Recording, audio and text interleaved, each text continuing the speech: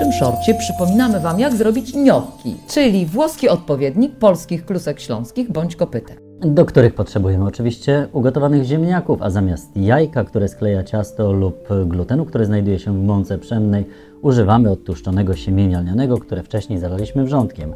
Wyrabiamy masę, rolujemy wałeczki, jak już masa jest jednolita.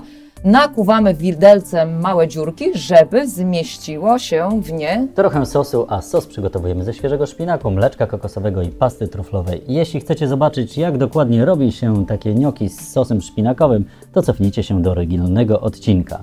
Link do tego odcinka, a także dokładny przepis znajdziecie jak zawsze na dole w opisie. smacznego I na zdrowie. zdrowie.